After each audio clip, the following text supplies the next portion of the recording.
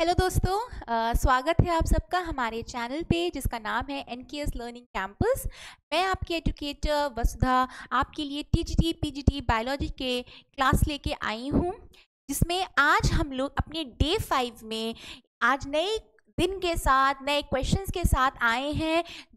ये questions I hope आपके revision में आपको एक बूस्टर की तरह काम कर रहे होंगे, आपको और हेल्प कर रहे होंगे अपने कॉन्सेप्ट्स को क्लियर करने के लिए। ठीक है। और मेरे वीडियोस में क्वेश्चंस को अगर आप आपको नहीं समझ में आता है, कोई चीज़ अगर आपको डाउट रहता है तो आप लोग प्लीज़ कमेंट कीजिए, पूछिए कि क्या दिक्कत है, क्या डाउट आता है। और ज़्यादा से ज़्यादा जितना हो सके उसको लाइक करिए, शेयर कीजिए, सब्सक्राइब करिए। चलिए आज हम लोग अपने पहले क्वेश्चन के साथ अपनी आज का दिन स्टार्ट करते हैं।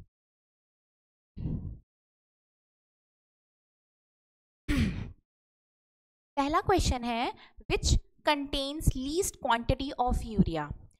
यूरिया क्या होता है? यूरिया ये क्या होता है? ये एक वेस्ट मटेरियल, ठीक है। ये वेस्ट मटेरियल होता है जो कि कहाँ से निकलता है? लिवर से निकलता है, ठीक है। लिवर का और दूसरा नाम क्या होता है? हेपेटिक, ठीक। तो यूरिया एक वेस्ट मटेरियल होता है जो कि आपके बॉडी से एक्सक्रीट होना बहुत ज़रूरी होता है, क्योंकि अगर ये बॉडी में आपके एक्यूमुलेट हो जाएगा तो ये आपको पॉइजन की तरह काम करेगा। तभी कहते हैं जब आपको यूरिन आती है तो उसको आप लोग जितना बहुत देर उसको होल्ड करके नहीं रखना चाहिए, उसको एक्सक्रीट कर देना चाहिए, क्योंकि उसमें प्रेजेंट होता है यूरिया। और अगर यूरिया एक बार बॉडी में वापस आ जाए, रिवर्स बैक कर जाता है, तो वो एक पॉइजन की तरह काम करता है। तो यूरिया को एक्सक्रीट आउट करना बहुत ज़रूरी होता है, ठीक है। और ये बनता कहाँ है? ये बनता है लीवर में, ठीक है। उसके बाद क्या है? इसमें क्वेश्चन पूछ रहा है कि which contain least quantity of urea, ठीक। पहली बात है पल्मोनरी वेन। पल्मोनरी वेन क्या होती है?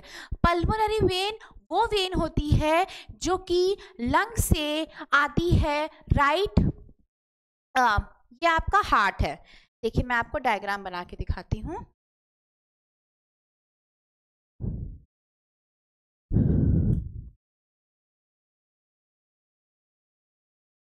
ठीक, देखिए सपोज ये आपका हार्ट है। मैमल्स की बात कर रहे हैं, ह्यूमंस की बात कर रहे हैं, तो ह्यूमन हार्ट जो होता है वो 4 चैम्बर का होता है, ठीक है।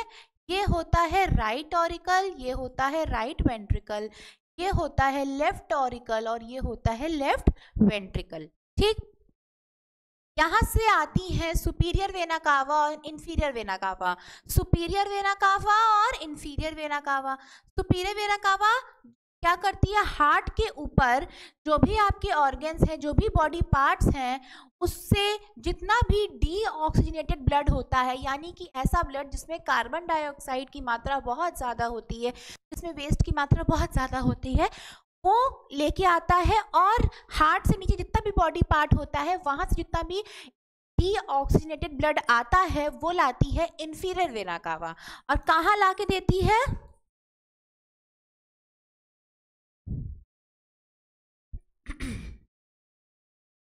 वेना कावा आती है और वो आती है राइट ऑरिकल में।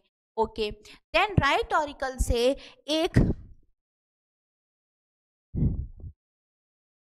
यहां से ब्लड पास ऑन होता है राइट वेंट्रिकल में, ठीक।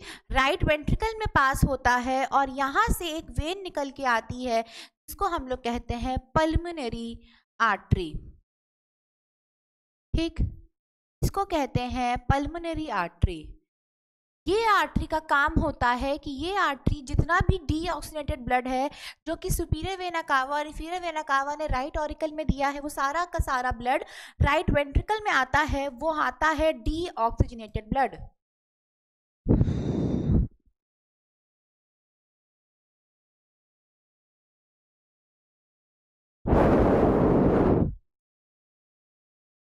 आता है डी ऑक्सीजनेटेड ब्लड,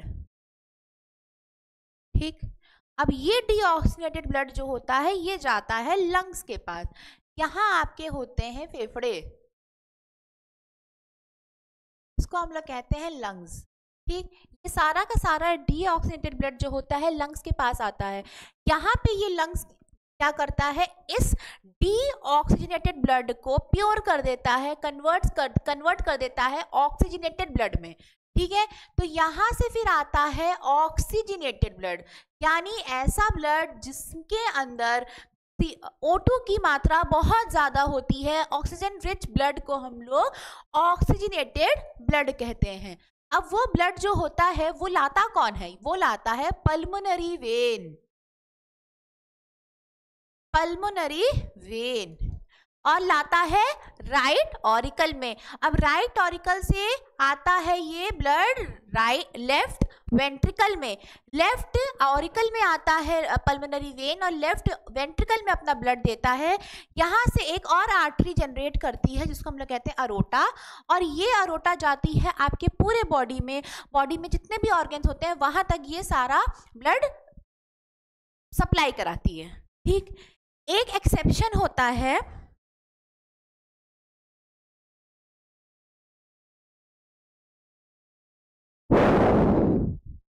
एक्सेप्शन होता है, मैं आपको यहाँ बता देती हूँ।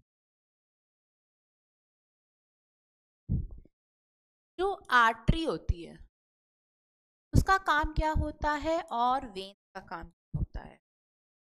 ठीक, आर्टरी जो होती है उसका काम होता है कि ये ब्लड सप्लाई कराती है, ब्लड सप्लाई फ्रॉम हार्ट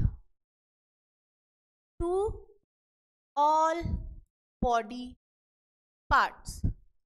जितने भी बॉडी पार्ट्स हैं वो हार्ट से बॉडी पार्ट्स तक जो भी ब्लड जाता है वो आर्टरी के थ्रू जाता है।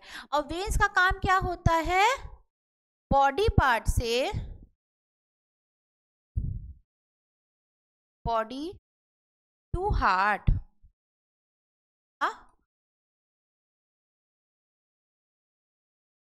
और यहाँ लिख लीजिए ऑक्सीजनेटेड ब्लड, ये सारा प्योर ब्लड पहुंचाती है। ठीक है, oxygenated blood from heart to all body parts, और ये बॉडी पार्ट से हार्ट तक पहुंचाती है डीऑक्सीजनेटेड ब्लड। जो वेना कावा मैंने बताया ना वो आपकी वेन होती है, जो अरोटा आपको बताया ना वो आपकी आर्टरी होती है।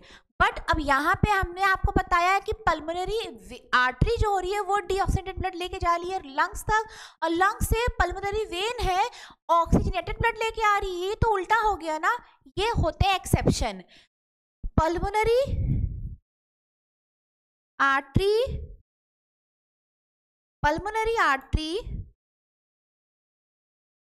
And pulmonary vein is a exception. ठीक,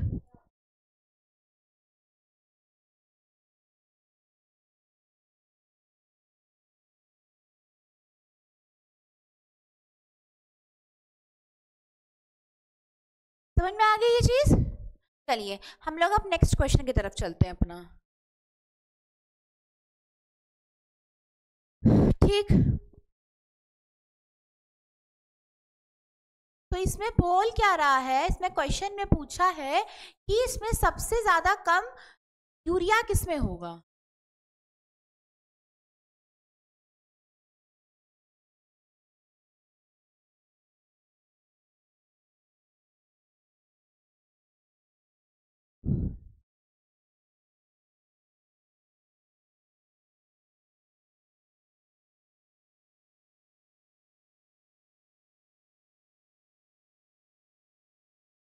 ठीक, तो इसमें पूछ रहा है कि इसमें यूरिया किसमें होगा।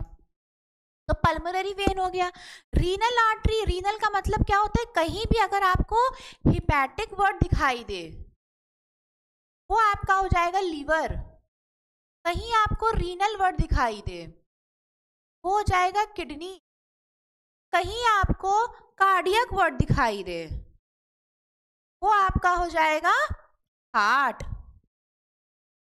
ठीक, और यूरिया बनता कहाँ है, मैंने तो आपको बताया ही कि हिपैटिक में बनता है, मतलब लीवर में बनता है, तो हिपैटिक पोर्टल वेन सबसे ज्यादा प्रेजेंट होगा।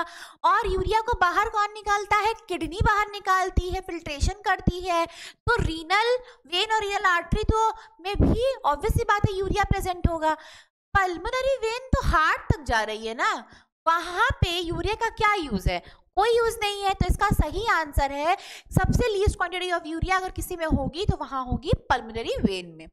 ठीक है, चलिए नेक्स्ट क्वेश्चन की तरफ मूव ऑन करते हुए हम लोग पहुंचते हैं। Podocyte cells are found in, podocyte cells क्या होती हैं? पहली बात तो इसका मैं आपको आंसर बता दूं, पोडोसाइट सेल्स होती हैं आपकी किडनी। तो इसका सही आंसर आपका किडनी है। होता क्या है, जो आपका ग्लोमेरुलस मेम्ब्रेन होता है, ये क्या आपकी ग्लोमेरुलस, ठीक, तो उसकी वेन्स जा रही हैं, क्या आपकी क्या है,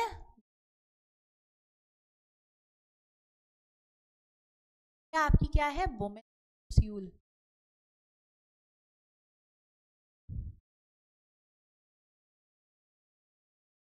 यहाँ से जो भी आर्टरीज आ रही हैं वो सारा अपना ब्लड दे देती हैं, अपना ब्लड में सारी इम्प्योरिटीज दे देती हैं, वो क्या होती हैं, फिल्ट्रेट हो जाती हैं। वो फिल्ट्रेट होके आती कहाँ है, यहाँ आती हैं, इस वोमेन कैप्सूल से फिल्ट्रेट होके पूरा नीचे तक आती हैं। तो इसमें होता क्या क्या है, मैंने बताया था, सॉल्ट हो सकता है, यूरिया हो सकता है, वाटर हो सकता है, सोडियम आयन हो सकते हैं, और क्या क्या हो सकते हैं, बहुत से वेस्ट भी हो सकते हैं जो कि आए होते हैं, ठीक, ग्लूकोज हो सकता है। तो इसमें बोला गया है कि पोडोसाइट कहाँ प्रेजेंट होती है, ठीक है। अब इस चीज को हमें बनाना है,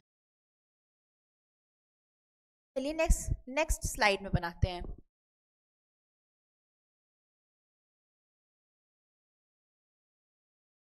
ब्रेन है, ठीक, आती है बेसमेंट मेम्ब्रेन, बेसमेंट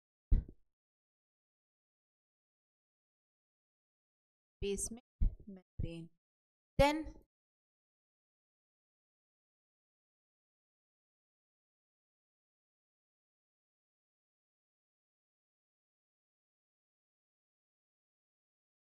ऐसी कॉन्वोल्यूटेड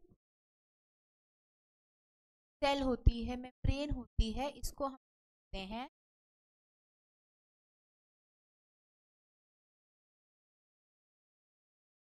एपिथेलियम वोमेन कैप्सूल, ठीक। यहाँ एक मेम्ब्रेन होती है,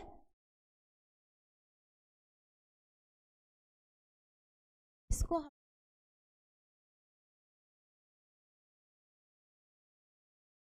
कैपिलरी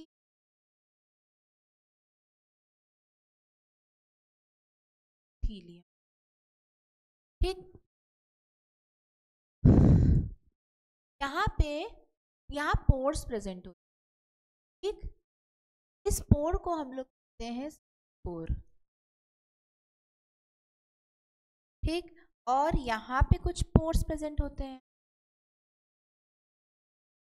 तो हम लोग कहते हैं फेनेस्ट्रा। अब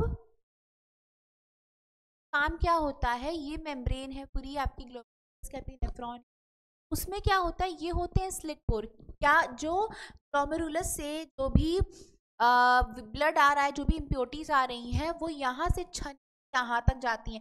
यहाँ पोर्स होते हैं, जो पोर्स छोटे से होते हैं, वो पोर्स के थ्रू ही वो आती है पहले बेसमेंट मेम्ब्रेन से, बेसमेंट मेम्ब्रेन में यहाँ से आती है फेनेस्ट्रा में, और फेनेस्ट्रा से फिर छन के वो यहाँ पे आपके होता है नीचे वोमेन्स कैप्सूल, वहां से छन के फिर फिल्ट्रेट होती है, ठीक। अब यहाँ पे पोडोसाइट का नाम पूछा गया है, तो ये एपिथेलियम ऑफ वोमेन्स कैप्सूल का ही दूसरा नाम होता है पोडोसाइट। तो आपको पोडोसाइट से के क्वेश्चन से ये समझ में आ गया होगा कि उसके आगे का क्या है, उसके पीछे का क्या है, सब कुछ आपको आई होप क्लियर हो गया होगा। ठीक है, तो हम लोग अपने नेक्स्ट हम लोग इस क्वेश्चन पे चलते हैं। Podocyte cells are found in, तो इसका सही आंसर हो जाएगा किडनी। ठीक, चलिए नेक्स्ट क्वेश्चन की तरफ चलते हैं हम लोग। हमारा नेक्स्ट क्वेश्चन कहता है कि the reabsorption of Na plus ion and water together occurs in. ठीक है, इसका नाम क्या होता है? इसका नाम होता है प्रॉक्सिमल कॉन्वोल्यूटेड ट्यूब्यूल। इसका नाम प्रॉक्सिमल कॉन्वोल्यूटेड ट्यूब्यूल होता है और डीसीटी का नाम होता है डिस्टल कॉन्वोल्यूटेड ट्यूब्यूल। क्यों ऐसा होता है? क्योंकि जो पीसीटी होती है वो होती है बोमेन्स कैप्सूल के, वो होती है किडनी के पास, वो होती है ग्लोमेरुलस के पास होती है, इसीलिए इसको हम लोग कहते हैं पीसीटी, यानी कि पास, प्रॉक्सिमल। और डीसीटी होती है आपके बोमेन्स कैप्सूल से दूर होती है, इसीलिए इसका नाम होता है डिस्टल, यानी कि दूर प्रेजेंट होती है। तो इसमें रीअब्जॉर्प्शन की बात हो रही है, तो अगर रीअब्जॉर्प्शन हो रहा है तो कहाँ होगा? तो बोमेन्स कैप्सूल में तो रीअब्जॉर्प्शन नहीं होता, उसको छन किया जाता है। फिर रही बात ascending limb of the loop Henle, loop Henle में कोई भी एब्जॉर्प्शन नहीं होता है। बाकी आपके यहाँ पे आया पीसीटी और डीसीटी, तो इसका सही आंसर आपका है पीसीटी। पीसीटी में सबसे पहले Na+ ऑफ वाटर का साथ में रीअब्जॉर्प्शन होता है। इस क्वेश्चन की तरफ चलते हैं।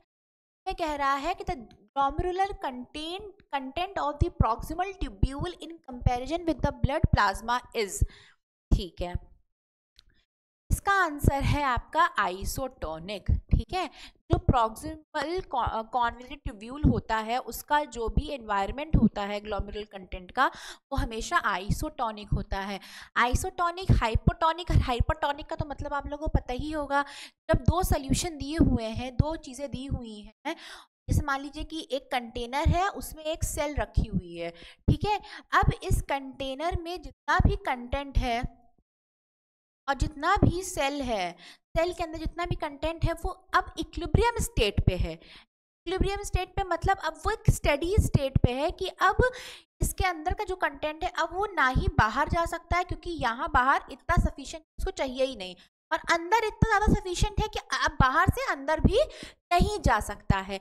इस कंडीशन को कहते हैं जब ना ही सोल्यूशन का ट्रांसफर हो रहा है, उसको जब ट्रांसफर नहीं होता है सोल्यूशन का, तो उसको हम लोग कहते हैं, अब एक आइसोटोनिक सोल्यूशन में हो जाती है, उसको हम लोग कहते हैं आइसोटोनिक सोल्यूशन।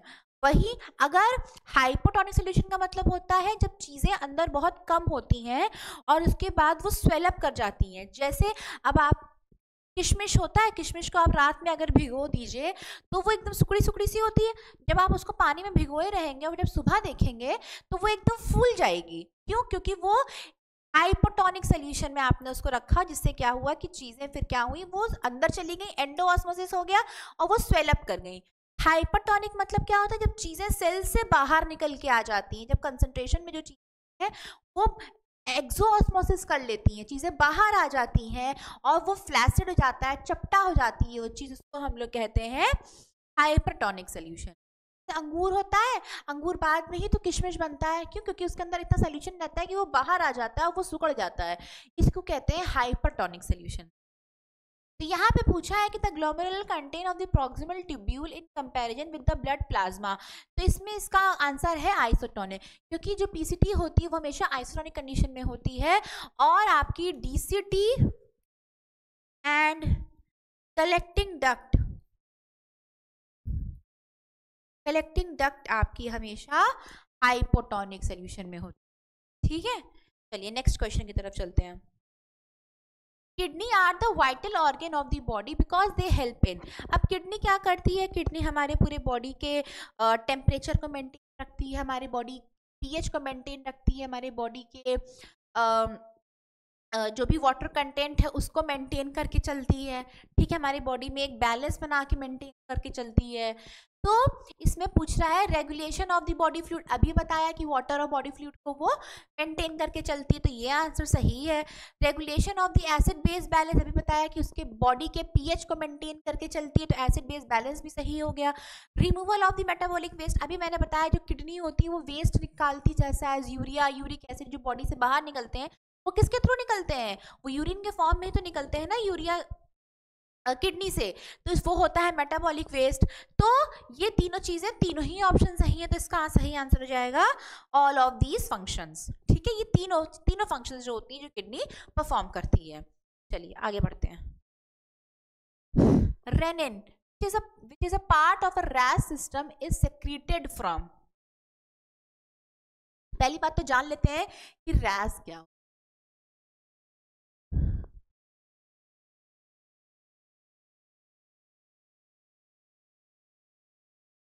RAS का फुल फॉर्म होता है, लिखते जाइए आप लोग मेरे साथ, नोट्स बनाते जाइए। Rennin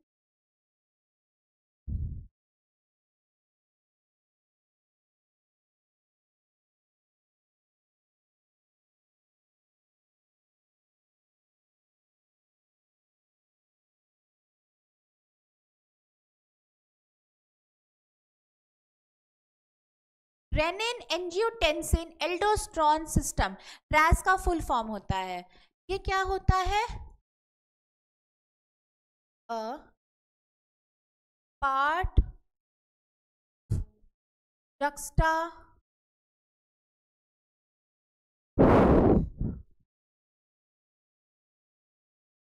juxtaglomeraulus apparatus। ठीक, juxtaglomeraulus apparatus का एक पार्ट होता है। और क्या काम होता है इसका? It activate inactive a protein. एक प्रोटीन होता है, उसको इनएक्टिवेट कर देता है। प्रोटीन, उसका नाम क्या है?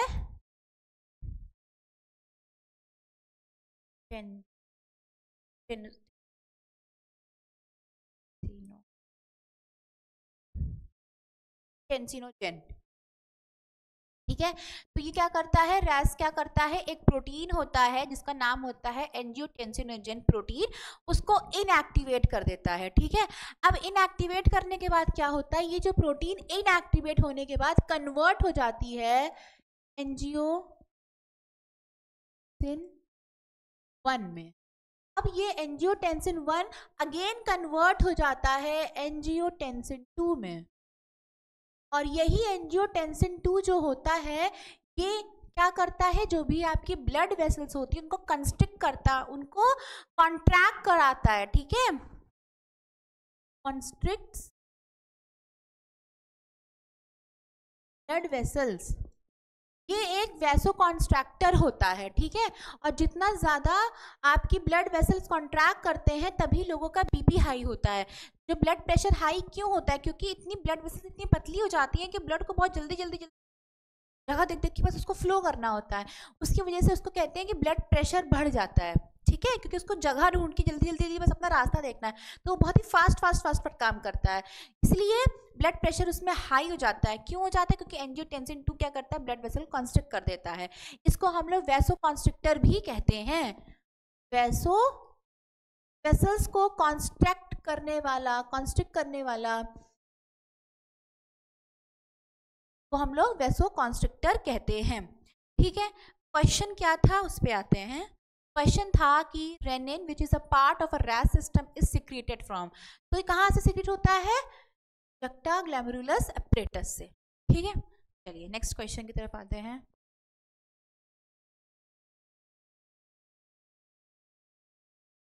Which of these is the most potent vasoconstrictor in a body? अगर RAS दिया होता तो RAS सही होता, रेनिन दिया होता तो रेनिन होता। RAS ही होता है जो कि रेनिन को सिक्रीट करता है। ठीक है, रैन क्या करता है? रेनिन को सिक्रीट करता है, और एंजियोटेंसिन जो एंजियोटेंसिनोजेन प्रोटीन को इनएक्टिवेट करने के लिए भी जो रिस्पॉन्सिबल होता है वो रेनिन ही होता है। फिर एंजियोटेंसिन प्रोटीन क्या होती है? वो इनएक्टिवेट हो गई, किसने की? रेनिन ने करी। फिर उसके बाद क्या होता है? वो एंजियोटेंसिन 1 में कन्वर्ट हो जाती है, फिर एंजियोटेंसिन 1 एंजियोटेंसिन 2 में कन्वर्ट हो जाता है। ठीक, और फिर वो एज अ वैसोकॉन्स्ट्रिक्टर काम करता है। तो इसका सही आंसर क्या हो जाएगा? एंजियोटेंसिन 2।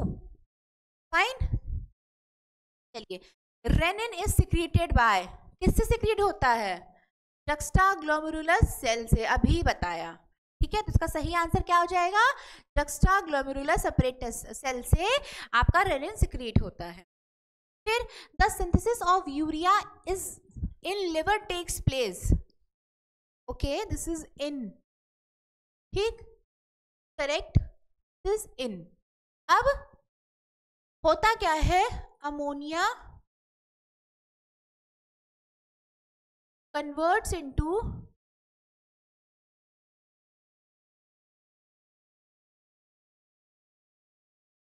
अमोनिया जो होता है कन्वर्ट हो जाता है यूरिया के फॉर्म, और ये होता कहाँ है? लिवर में होता है, और इसी को हम लोग कहते हैं ऑर्निथिन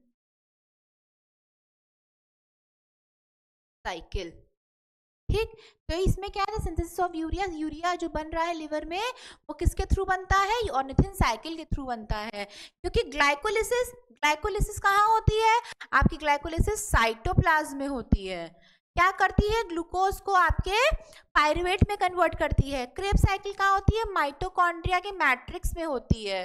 ठीक है, माइटोकॉन्ड्रिया में होती है, भी रेस्पायरेशन की रिस्पॉन्सिबल होती है।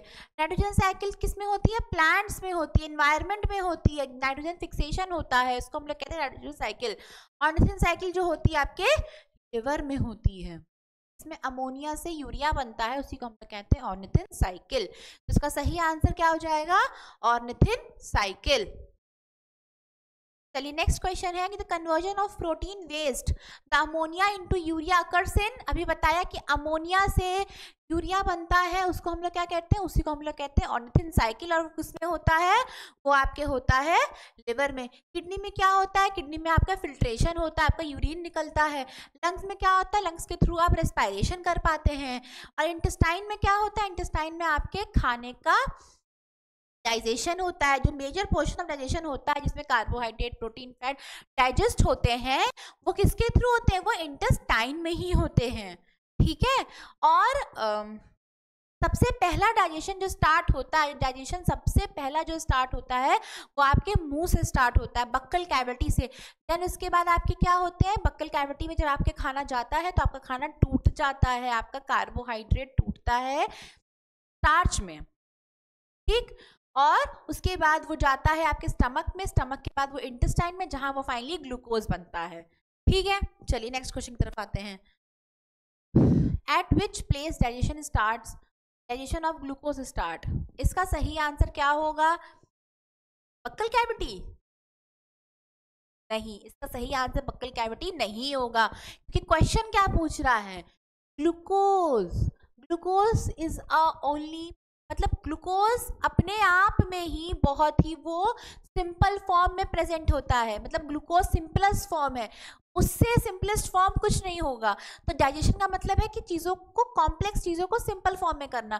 तो ग्लूकोज ऑलरेडी एक सिंपल फॉर्म में, अपने ही एक वो सिंपल फॉर्म में, तो वो डाइजेस्ट हो के बनेगा किसमें? वो नहीं, वो डाइजेस्ट हो ही नहीं पाएगा, वो ऑलरेडी बहुत सिंपल फॉर्म है। तो इसका सही आंसर है नन ऑफ दी, ग्लूकोज का डाइजेशन होगा ही नहीं। ऐसे क्वेश्चंस आ जाते हैं जिसमें इंसान सोचता है अरे अरे अरे क्या, बहुत जो होंगे वो बक्कल कैविटी मार्क करके चले आएंगे, बट नहीं, इसका सही आंसर बक्कल कैविटी नहीं है। ठीक, चलिए अभी तक हम लोग ह्यूमन फिजियोलॉजी के बारे में पढ़ रहे थे, अब हम लोग आते हैं टेक्सोनॉमी पे। ठीक है, चलिए, the word species was coined bye, ठीक है, इसको, इनको हम लोग क्या बोलते हैं? फादर ऑफ, कार्लियस लिनस ने क्या किया था? कार्लियस लिनस ने क्या दिया था? फादर ऑफ बायोलॉजी कौन कहलाते हैं? फादर ऑफ बायोलॉजी कौन थे? अरिस्टोटल। और कार्लस लिनस ने क्या दिया था?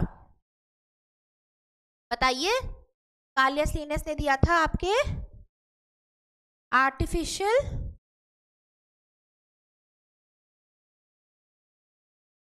System of classification.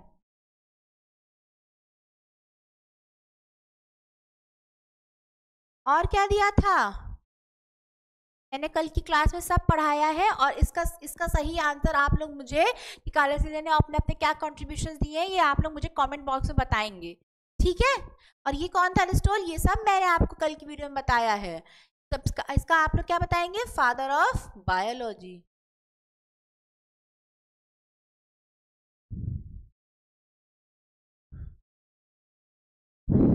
Who is referred to as the father of botany? Don't get confused with the father of botany and the father of biology. Father of biology तो मैंने कल पढ़ लिया था, पर father of botany आपके क्या थे? थियोपेट्रस। लिवेनहॉक कौन थे? जिन्होंने लिविंग सेल का डिस्कवरी करी थी, जिन्होंने लिविंग सेल की डिस्कवरी करी थी, जिन्होंने डेड सेल की डिस्कवरी करी थी। फिर botanist name plant in Latin so as to, इसका सही आंसर है अचीव इंटरनेशनल यूनिफॉर्मिटी, की इंटरनेशनली वो एक यूनिफॉर्मिटी मिल जाए कि लैटिन वर्ड अगर एक बार आ जाता है तो वो कभी चेंज नहीं हो सकता, उसे आप दुनिया के किसी भी पोर्शन से पढ़िए, वो लैटिन वर्ड में ही वो ऐसे ही पढ़ा जाएगा, उसका कोई दूसरा फॉर्म में आप उसको नहीं पढ़ सकते हैं, ठीक है। फिर है the type of specimen used by the author for describing a plant for the first time. चलिए इसको जानते हैं, ये चीजें क्या होती हैं। जब कोई स्पेसिमेन होता है, जब उसको आप पहली बार देखते हो, जैसे आप लोग कोई कॉपी होती है, आपकी नोट्स होती है, जब आप टीचर आपको एक्सप्लेन कर रहा है, आप उसको लिख रहे हो, that is known as original copy, ठीक है, ये आपकी कॉपी है। फिर उसको हम लोग कहते हैं होलोटाइप।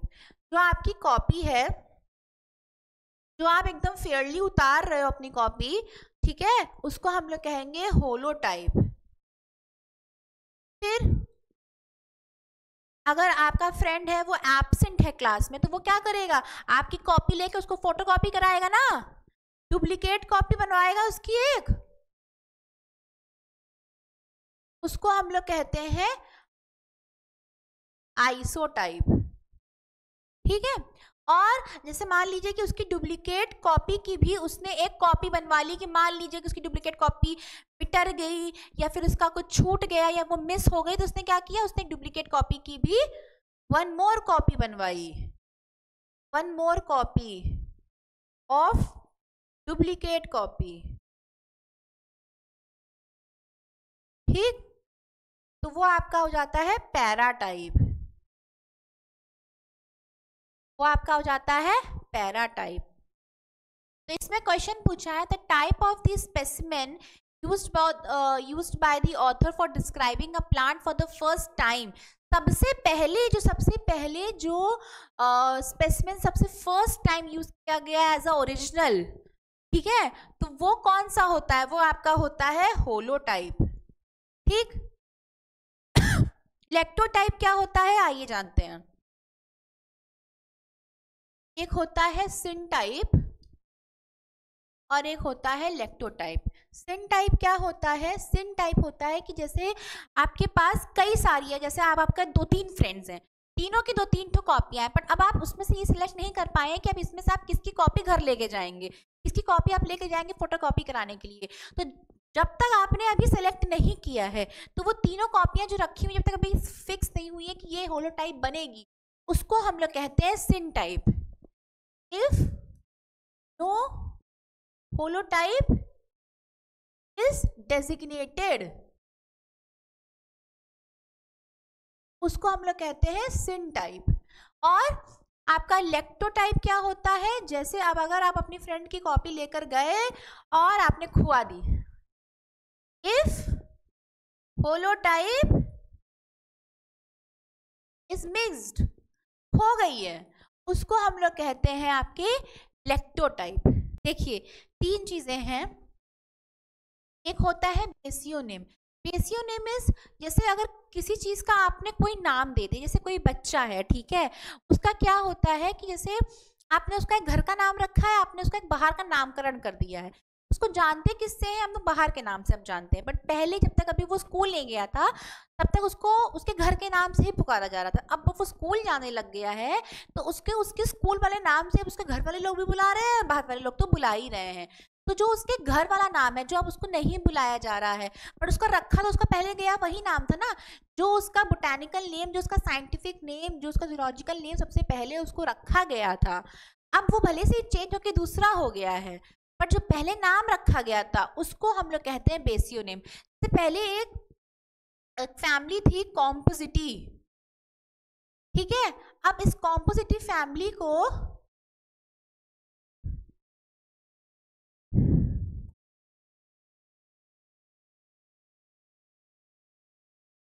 कॉम्पोजिटिव फैमिली को अब हम लोग कहते हैं एस्टिरेसी,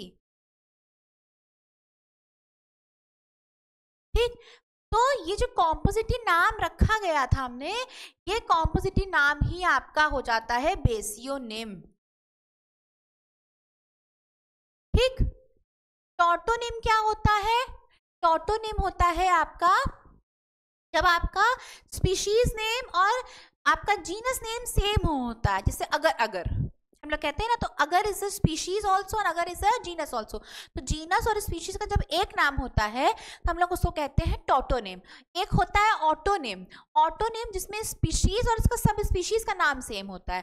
जैसे हम लोग होमो सेपियंस सेपियंस हैं, तो सेपियंस सेपियंस एक स्पीशीज है एक सब स्पीशीज है, दोनों का नाम सेम है, उसको हम लोग कहते हैं ऑटोनिम, ठीक। यहाँ क्वेश्चन पूछा है कि when species name exactly repeat generic name, तो स्पीशीज नेम और जेनेरिक नेम या जीनस नेम सेम है, उसको हम लोग क्या कहते हैं? टॉटोनिम।